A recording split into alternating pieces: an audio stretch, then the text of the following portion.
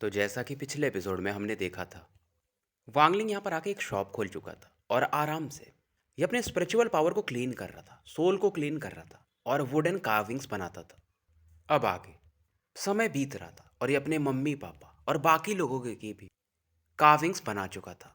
ये जब भी ट्राई करता था स्पिरिट फॉर्मिंग कल्टीवेटर का, यानी कि सोल फॉर्मेशन के बंदे का, वुडन कार्विंग्स बनाने का, ये बना नहीं पाता था और इसे पता था जिस दिन ये बना लेगा उस दिन पक्का ये नासेंट सोल से सोल फॉर्मेशन पे पहुंच जाएगा।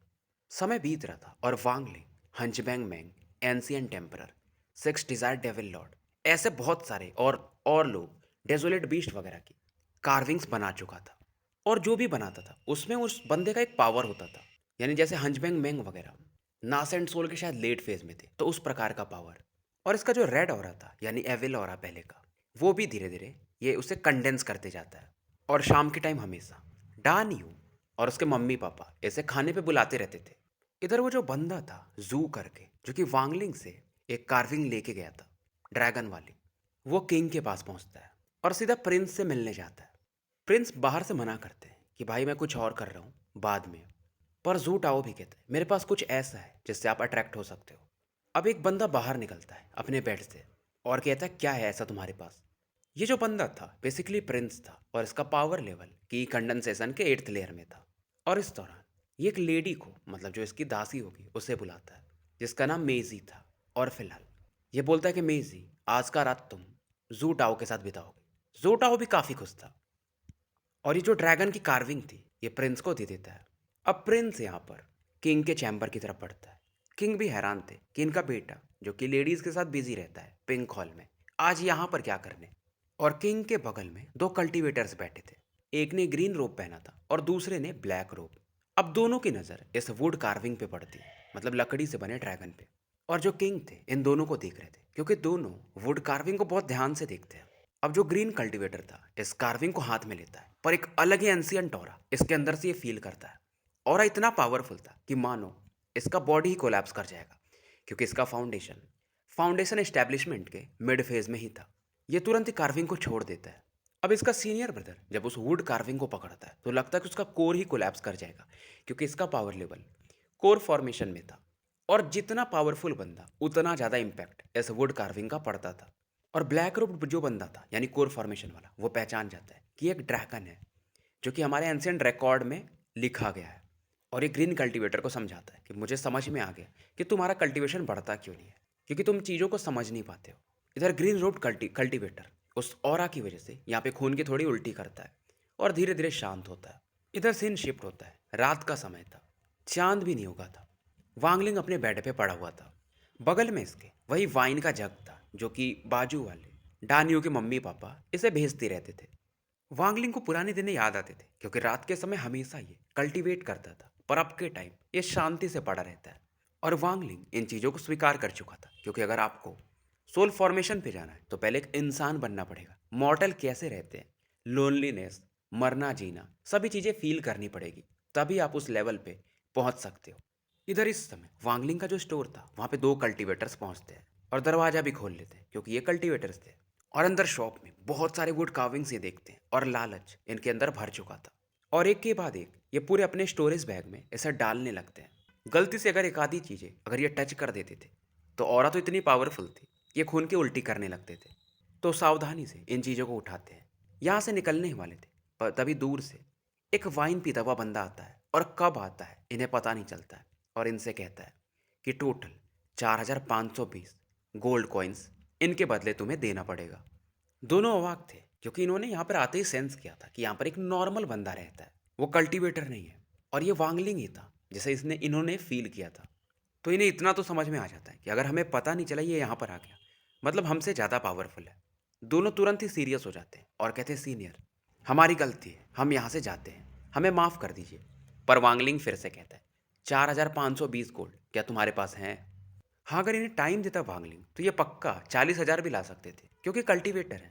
इधर वांगलिंग कुछ बोलता नहीं है, बस अपने हैंड साइन को मूव करता है और जिसने बैग पकड़ा था वो खून की उल्टी करने लगता है और बैग वांगलिंग के पास आ जाता है। अब इनका जो डिवाइन सेंस था वांगलिंग उसे भी तोड़ देता है और कार्विंग्स को अपने पास रख लेता है और कहता है कि जाओ गोल्ड लेके आओ और जब गोल्ड होगा तभी आना।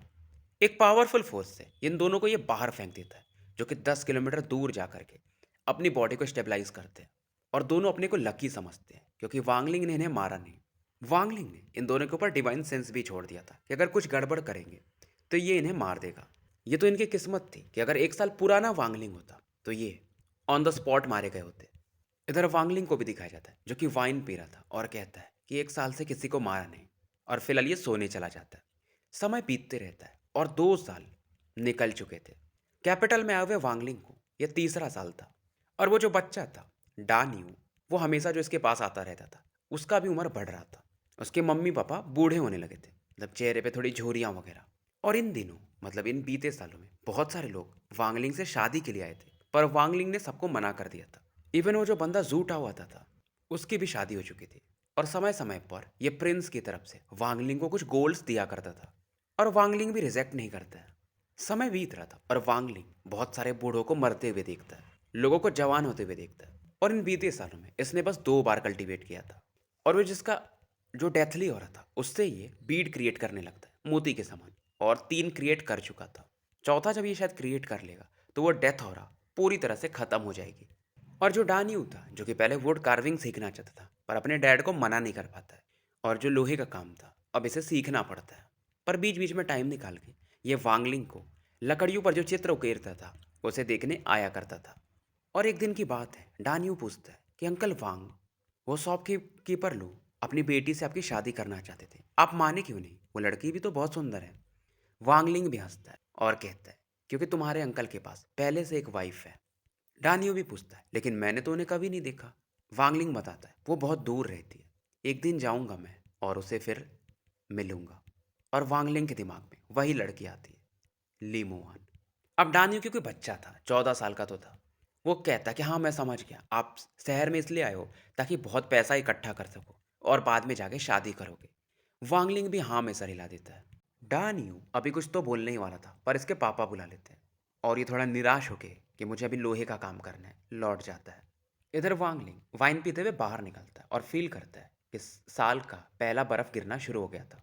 वांगलिंग बर्फ को देखता है, हल्की से अपनी ऑरा यूज करता है और बर्फ इसके आसपास इकट्ठा होने लगते हैं। पर ये इतना फास्ट करता है कि मॉर्टल लोग इसे समझ नहीं सकते थे। अब बर्फ ज़्यादा गिरने लगता है जैसे जैसे रात होती है, तो गलियों में लोग कम दिखते हैं और अपने घरों में आग जला करके फैमिली के साथ बैठ के बातें करते हुए दिखते हैं, जो कि वांगलिंग सुन सकता था। और ये सोल को एक अलग राहत देता है। और इस समय वांगलिंग एक अलग उदासी फील करता है क्योंकि सभी दुकानें बंद हो चुकी थी और सभी लोग अपने घर में थे, ये अकेला बंदा था। पर जब अगर इसे आगे बढ़ना है तो पहले इन चीज़ों को फील करना पड़ेगा, समझना पड़ेगा। और इतना सोचते सोचते मानो वांगलिंग की उम्र अपने आप बढ़ने लगती है। ये भी दुकान बंद करता है और अपने घर में जाके बैठ जाता है। एक आग तो जलाता है पर उस आग में भी मानो एक खालीपन हो, और इसे और ज़्यादा कोल्डनेस फील होता है। अब वांगलिंग एक वुड कार्विंग बनाने लगता है पर उसमें भी इसका मन नहीं लगता। ये अपने पापा की जो कार्विंग थी जो इसने बनाया था उसे निकालता है, मम्मी का निकालता है, मतलब जो इसके क्लोज्ड वन थे। इससे थोड़ा अच्छा फील होता है। इसका कोल्डनेस तो कम हो जाता है पर वो उदासी तो अभी भी थी। और ये फील करता है कि अपनी फैमिली, क्योंकि भाई फैमिली को देखता तो है बट फिर उन्हें कि वो लोग मरे मारे जा चुके हैं उसकी वजह से एक उदासी आती है। पर इन इमोशंस को फील करना जरूरी है, तभी आप सोल फॉर्मेशन में जा सकते हो और इन्हें मैनेज करना। और इस समय ये गहरे ख्यालों में था। इसकी जो स्पिरिचुअल एनर्जी थी अपने आप उबाले मारने लगती है, बाहर इसकी बॉडी से आने लगती है।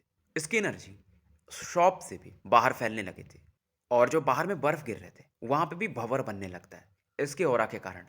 ऑरा इतनी पावरफुल थी कि जो इसने वुड कार्विंग्स बनाए थे किसी किसी में तो क्रैक आने लगते, लेकिन क्योंकि स्पिरिचुअल ऑरा जा रही थी तो वो और अच्छा, उनकी क्वालिटी इंक्रीज हो जाती है।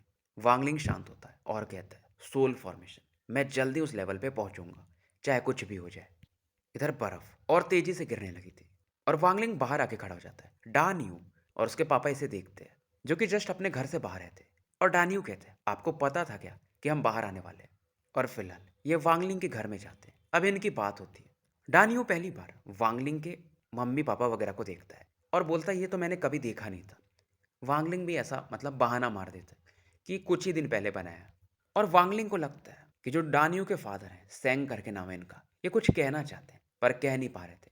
पर डान्यू बोल देता है कि एक्चुअली हमें अपना दुकान बढ़ाना है, बट उनको कुछ पैसा चाहिए, वो आपसे मांग नहीं पा रहे।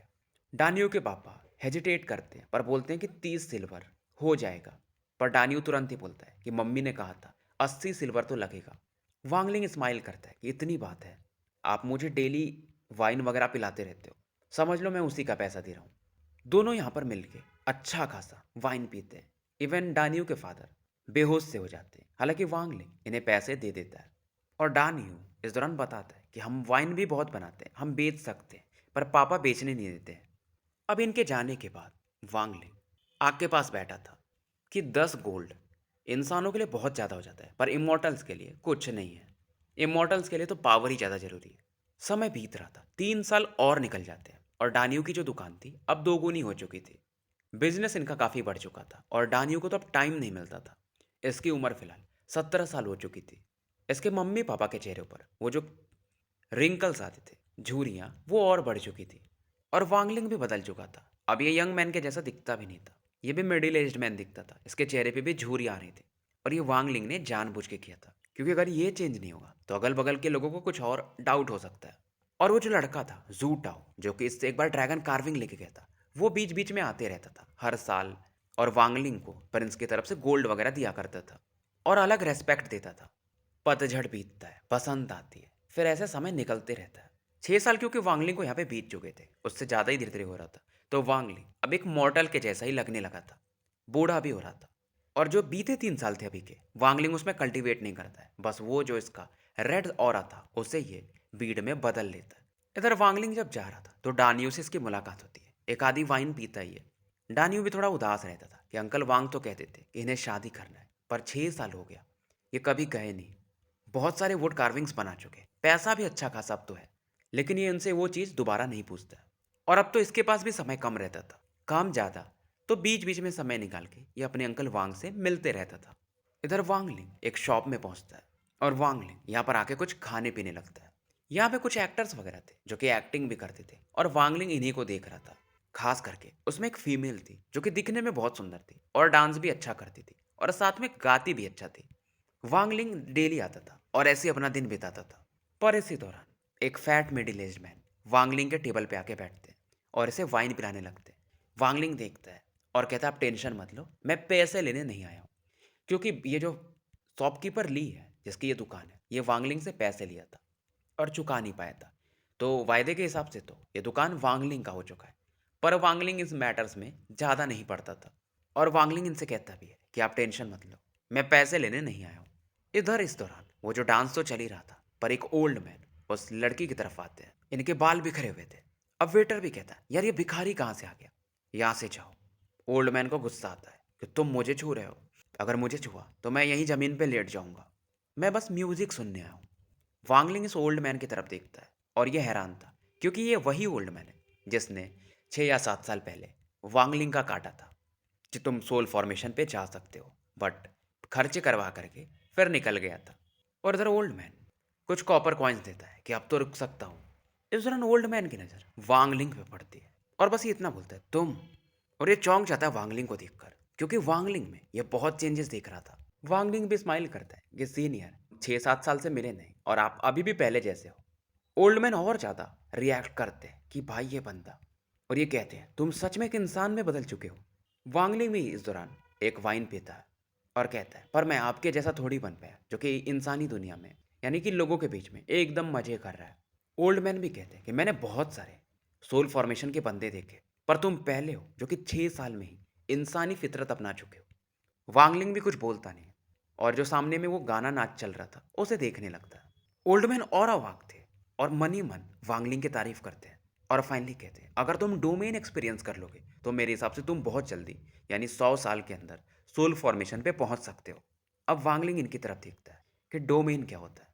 ओल्ड मैन फिर से वही एक्टिंग कि देखो मैं बहुत बूढ़ा हो चुका हूँ और अब बिना खाना खाए मैं कुछ बताता नहीं हूँ, मतलब भूल जाता हूँ। वांगलिंग भी स्माइल करता है कि आपको जो करना है करो, मैं तो बस परफॉर्मेंस देख लिया, अब जा रहा हूँ। और वांगलिंग उठ के जाने लगता है। ओल्ड मैन कहते हैं इंटरेस्टिंग, मतलब इस बंदे को फर्क नहीं पड़ रहा है। वांगलिंग अपने कमरे की तरफ लौटता है और ओल्ड मैन यहाँ पर आते हैं कि अच्छा तो तुम यहाँ पर 6 7 साल से रह रहे हो इंसानों की तरह।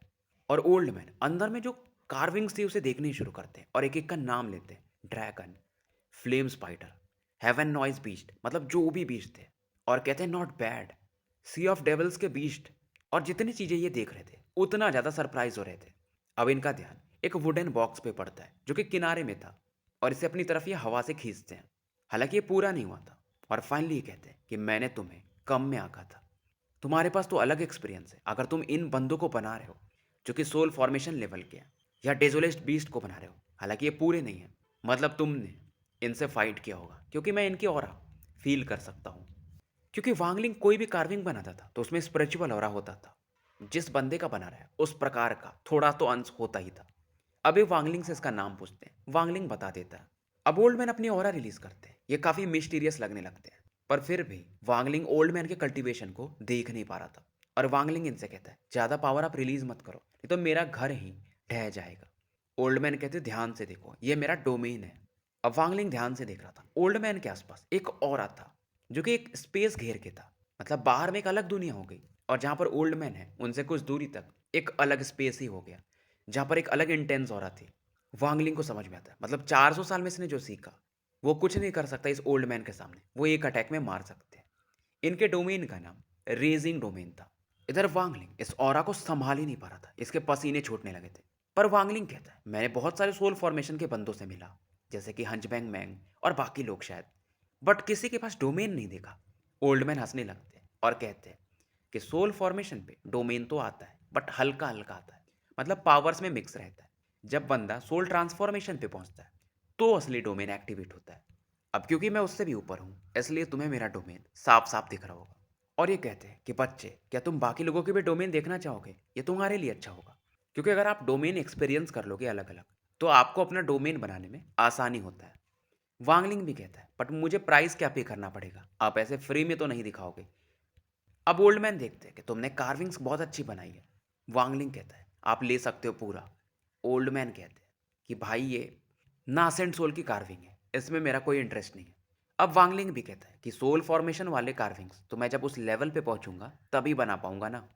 ओल्ड मैन भी कहते हैं कोई जल्दी नहीं है, मुझे मेरी नंगी कार्विंग बनवाना है, क्योंकि इनके दिमाग में अलग ही ख्याल चलने लगे थे कि मैं अपनी चित्र सभी लेडीज़ को दूंगा और उसे वो गले से लगा के रखेंगी। मतलब मैं बहुत फेमस हो जाऊंगा, कुछ कुछ ये जिराइया सेंसे जैसे ठरकी बुड्ढा। अब ओल्ड मैन वांगलिंग का हाथ पकड़ते हैं और पलक झपकते हैं, यहाँ से 1 लाख किलोमीटर ये ट्रैवल कर चुके थे। वांगलिंग इस चीज़ को पहली बार फील किया था। मतलब नासेड सोल के भी बंदे टेलीपोर्ट करते हैं पर 1000 किलोमीटर, सोल फॉर्मेशन के भी इसके हिसाब से 1 लाख करेंगे नहीं कर सकते, मतलब 10,000 कर सकते होंगे, पर 1 लाख एक बार में। यानी इनका पावर लेवल सोल ट्रांसफॉर्मेशन से भी ऊपर होगा। अब ओल्ड मैन भी थोड़ा सा दिखाते हैं कि मैं बूढ़ा हो गया हूँ, मेरी बॉडी सही नहीं है अभी, नहीं तो मैं और ज़्यादा टेलीपोर्ट कर सकता था। वांगलिंग फिर भी इनकी तारीफ नहीं करता है, तो ओल्ड मैन को गुस्सा आता है, क्या तुमने ऐसा कभी किसी को टेलीपोर्ट करते हुए देखा है? वांगलिंग कहता है नहीं। अब वांगलिंग भी समझ जाता है और इनकी तारीफ करता है कि मैंने आपके जैसा कोई सीनियर देखा नहीं, मैं आपकी बहुत इज्जत करता हूँ। ओल्ड मैन भी खुश होते हैं, और फिलहाल ये लोग एक सेक्ट के पास पहुंच चुके थे जिसका नाम था वाइट क्लाउड सेक्ट। वांगलिंग थोड़ा चिंतित था कि सीनियर हम किसी सेक्ट में ऐसे घुस जाएंगे। अब ओल्ड मैन एक टोपी वगैरह और कपड़ा देते कि इसे पहन लो, जब तक कि कोई बंदा तुमसे 2 कल्टीवेशन लेवल ऊपर नहीं होगा तुम्हें देख नहीं पाएगा, मतलब तुम्हारी ऑरा को फील नहीं कर पाएगा। अब यहाँ पर ये लोग अंदर एंटर करते हैं, कुछ रेस्ट्रिक्शंस थे पर आराम से ओल्ड मैन के थ्रू ये पार कर जाते हैं। अब जब अंदर एंटर करते हैं तो वांगलिंग यहाँ पर बहुत पावरफुल लोगों को फील करता है, और बिल्डिंग्स वगैरह भी काफ़ी सही बने थे, क्योंकि ये रैंक 4 कंट्री का सेक्ट था तो स्ट्रांग तो होगा। अब यहाँ पर एक बंदा आगे बढ़ता है कि तुम दोनों ने हमारे वाइट क्लाउड सेक्ट के ग्रैंड फॉर्मेशन को तोड़ा है, जल्दी बताओ। अब ओल्ड मैन ऐसे अपने ऑरा से एक कुर्सी प्रकट करते हैं और हवा में ही इस पे बैठ जाते हैं, और कहते हैं मैं तो बस इसे लेके आया हूँ, तुम इससे बात करो, मतलब वांगलिंग की तरफ इशारा करते हैं। अब ये बंदा वांगलिंग से पूछता है कि फेलो कल्टीवेटर, क्या हमारे वाइट क्लैन सेक्ट ने क्लाउड सेक्ट ने तुम्हें परेशान किया? वांगलिंग यहाँ पर अपने फ्लाइंग स्वॉर्ड को निकालता है, अपनी ऑरा यूज करता है, और इस दौरान ये कहता है क्योंकि यहाँ पर बहुत सारे सोल फॉर्मेशन के कल्टीवेटर्स हैं तो मैं उन्हें चैलेंज करना चाहता हूँ सभी को। वांगलिंग इस दौरान अपनी ओर से एक सिल्वर बॉल बनाता है, और पूरा स्पेस मानो यहाँ पर ऐसा गरजने लगता है। अब मिडिल एज मैन भी अपनी एक फिंगर को आगे बढ़ाता है, पर्पल ओरा इसमें से बाहर निकलती है जो कि पर्पल ड्रैगन में बदल जाती है और सिल्वर बॉल की तरफ पड़ती है। अब ये जो सिल्वर बॉल था ये सी ऑफ डेविल्स के जोंगू में बदल जाता है जो कि एक कछुए के जैसा क्रिएचर था। अब वो जो पर्पल ड्रैगन था 2 भागों में बढ़ जाता है, एक तो उस टर्टल से फाइट कर रहा था और दूसरा वांगलिंग की तरफ बढ़ता है। वांगलिंग इसे डॉज करने वाला था, पर तभी ओल्ड मैन कहते हैं कि ये क्या कर रहे हो, सोल फॉर्मेशन के बंदे का डोमेन एक्सपीरियंस करो, मतलब इस बंदे का। वांगलिंग फिर भी चौकन्ना था कि अगर कुछ भी हुआ तो रेस्ट्रिक्शन फ्लैग यूज कर लूंगा। पर फिलहाल ये शांत हो जाता है और ओल्ड मैन की बात मानता है। ओल्ड मैन इस दौरान वांगलिंग को देखते कि एकदम शांत हो चुका है और फिर से मन ही मन इसकी तारीफ करते हैं। इस दौरान ओल्ड मैन ये समझ रहे थे कि वांगलिंग पर प्रेशर ज्यादा है, ये बस देखते हैं। और उनमें से एक ड्रैगन पूरी तरह से खत्म हो जाता है। मिडिल एज मैन समझ रहा था कि ओल्ड मैन बहुत पावरफुल है, तो ये भी शांत था। और बचा हुआ जो पर्पल ड्रैगन था वो वांगलिंग की बॉडी की तरफ बढ़ चुका था। और वांगलिंग एक पावरफुल प्रेशर फील करता है और वो पावर इसके बॉडी में एंटर करता है। वांगलिंग एक डोमेन पावर फील करता है जो कि मिडिल एज मैन की टेक्निक में मिक्स था। पहले रेस्ट्रिक्शन फ्लैग यूज करता था अगर किसी भी सोल फॉर्मेशन के बंदे से फाइट कर रहा है, पर इस बार इसे इसने हेड ऑन लिया था, तो डोमेन पावर को अब जाकर ये फील किया था। ओल्ड मैन इन चीजों को देख रहे थे, अभी अपनी ऑरा रिलीज करते हैं और वांगलिंग के अंदर ये जो पावर गया था उसे बाहर निकाल देते हैं। वांगलिंग की आंखें बंद थी और इन चीजों को ये समझ रहा था। और इस पावर को निकालने के बाद ओल्ड मैन इसे भी क्रश कर देते हैं। मिडिल एज मैन का चेहरा अगली हो जाता है और अब ये समझने लगा था और कहता है कि सीनियर, मैं समझ रहा हूँ आप अपने इस डिसाइपल को लेके आए हो ताकि ये डोमेन को एक्सपीरियंस कर सके और सोल फॉर्मेशन में पहुंच सके। ओल्ड मैन भी हंसते हैं और कहते हैं, जो मिडिल एज मैन के बगल में एक बंदा और खड़ा था, कि तुम अब आ गए हो, तुम्हारी बारी है। और ये एक वुमेन थी जो कि ओल्ड हो चुकी थी और ये भी सोल फॉर्मेशन लेवल पे ही थी। अब इससे वो वुमेन गुस्सा होती है कि आपका पावर बहुत ज़्यादा है पर आप ऐसे हमको कमांड नहीं कर सकते। ओल्ड मैन देखते हैं और एक टोकन बाहर निकालते हैं जो कि एंसेस्ट्रल स्पिरिट टोकन था। मिडिल एज मैन की तरफ इस टोकन को ये उछाल देते हैं और मिडिल एज मैन जैसे इस पर अपनी ऑरा डालता है ये समझ जाता है कि आपके पास तो एंसेस्ट्रल स्पिरिट टोकन है, ये रेस्पेक्ट दिखाता है। अब ओल्ड वुमेन आगे आती है और अपना जो डोमेन पावर था वांगलिंग पर रिलीज करती है, जो कि पिंक स्पिरिचुअल एनर्जी के रूप में था, जो कि मानो वांगलिंग को अपने वश में करने वाला पावर था। पर वांगलिंग के पॉट जो बैग में वो किलिंग ऑरा इसका था बीड में मौजूद, वो तुरंत ही एंटर करता है इसके माइंड में और इसे शांत करता है। ओल्ड वुमेन भी सरप्राइज होती है और फिलहाल ये अपने पिंक गैस को पीछे खींच लेती है। वांगलिंग को समझ में आता है कि अगर मैं मेरा किलिंग बॉल को रिलीज नहीं करता, मतलब ऑरा को, तो मैं तो पूरा इसके वश में हो जाता, मतलब इसका डोमेन अलग पावरफुल है। अब इसका भी बारी खत्म हो गया था। अब ओल्ड मैन एक बंदे की तरफ इशारा करते हैं जो कि ब्लू रोब पहन के था और ये उसकी तरफ इशारा करके कहते हैं कि तुम्हारा डोमेन बहुत स्पेशल है, तुम आखिरी बंदे हो, इसके बाद हम वापस लौट जाएंगे। अब ये जो बंदा था ये कहता है कि मेरा डोमेन बहुत खतरनाक है, ये बंदा उसे झेल नहीं पाएगा। ओल्ड मैन कहते हैं मेरे रहते हुए कुछ भी नहीं होगा, तुमको जो बोल रहा हूँ वो करो। और इवन ये भी कहते हैं कि तुम्हारे एंसेस्टर्स भी आ जाना तो मैं उन्हें संभाल सकता हूँ, मतलब वाइट क्लाउड सेक्ट के सीनियर्स वगैरह भी। अब ये सियान ब्लैक स्वॉर्ड वाला बंदा आगे आता है और अपनी स्वॉर्ड के समान ऑरा वांगलिंग की तरफ बढ़ा देता है। इसका स्पीड काफी तेज था पर वांगलिंग डरता नहीं है, ये शांति से खड़ा था। अब वो जो स्वॉर्ड थी ये वांगलिंग के 10 फीट करीब आ चुके थे और स्वॉर्ड में से एक खतरनाक किलिंग ऑरा निकल रहा था और आसपास एक डोमेन पावर को फील किया जा सकता था। ये जो डोमेन था बाकी जो दो लोग के डोमेन थे उनसे ज्यादा पावरफुल था और ये ऑरा वांगलिंग के स्पिरिचुअल एनर्जी को प्रभावित कर रहा था। और वांगलिंग ये सोचता है कि अगर ये ऑरा किसी के जीवन को प्रभावित कर पाता तो अलग लेवल का डोमेन हो जाता। इस दौरान ये बंदा अपने डोमेन का नाम बताता है, passing of time. Old man पहले से जानते थे कि इसका डोमेन अलग है, पर इन्हें नहीं लगा था कि ये पासिंग ऑफ टाइम होगा। और ये भी थोड़ा सरप्राइज होते हैं कि जब तुम्हारा पावर लेवल बढ़ेगा तो तुम्हारा डोमेन बहुत स्ट्रांग बनेगा। अब इसके बाद ओल्ड मैन वांगलिंग को लेकर यहाँ से निकल जाते हैं। अब जब रास्ते में जा रहे थे तो ये उम्मीद कर रहे थे कि वांगलिंग इनकी तारीफ करेगा। वांगलिंग भी समझता है और कहता है कि सीनियर, आपकी टेक्निक तो अलग लेवल पे है, मैं सच में बहुत आपकी इज्जत करता हूँ। ओल्ड मैन कहते हैं एक ही लाइन बार बार। वांगलिंग भी सोचता है यार आज तक किसी की तारीफ की ही नहीं, शुरुआत कैसे करते हैं ये भी इसे पता नहीं था। अब ओल्ड मैन भी शांत हो जाते हैं, कहते हैं कि जल्दी, अब क्योंकि तुम चीज़ों को एक्सपीरियंस कर चुके हो तो सोल फॉर्मेशन पे पहुंचो और मेरी वुड कार्विंग बना के दो। अब वांगलिंग इनसे पूछता है कि वो जो एंसेस्ट्रल स्पिरिट टोकन है वो क्या चीज़ है। ओल्ड मैन और गर्व महसूस करते हैं और बहुत सारे टोकन्स दिखाते हैं कि ये देखो, ये हेवन स्केप सेक्ट का है, ये स्पिरिट फॉक सेक्ट का है, और भी बहुत सारे क्लैन का दिखाते हैं कि मैं कहीं भी जा सकता हूँ और आ सकता हूँ। कुछ तो इसमें से रैंक 5 की कंट्री के सेक्ट के भी नाम थे। वांगलिंग इन्हें देखने के बाद अब अपने कमरे की तरफ पड़ता है। ओल्ड मैन देखते हैं कि यार ये बंदा तारीफ ही नहीं करता है।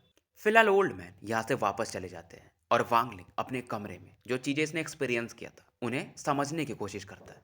जैसे पहले वाले बंदे का जो डोमेन था वो डेस्परेट डोमेन था, ओल्ड वुमेन वाला कंफर्ट डोमेन था और तीसरे वाले का पासिंग टाइम। मतलब लोग अपने एक्सपीरियंस के हिसाब से, मतलब उनका डोमेन बनता है। वांगलिंग सोचता है कि मेरा डोमेन क्या होगा। फिलहाल वांगलिंग शांत हो जाता है और फिर से एक वुड कार्विंग बनाने लगता है। और अब ये जो ओल्ड मैन थे, उनको बनाने लगता है उनके डोमेन के साथ। मतलब उसमें हल्का सा उनका ऑरा मिक्स होगा। पर जब ये आखिरी स्ट्रोक्स में था तो इसका नाइफ ही जिससे ये बना रहा था चाकू से, वही दो भागों में टूट जाता है। पर फिर भी वांगलिंग इसे कंप्लीट कर चुका था और जो उस बंदे का डोमेन पावर था वो इस कार्विंग के अंदर ही था। मानो ये लकड़ी का पुतला जिंदा हो। पर वांगलिंग को अभी भी लगता है कि ये काफ़ी नहीं है। तो स्टोरी यहीं समाप्त करते हैं और मिलते हैं फिर कल एक नए वीडियो के साथ।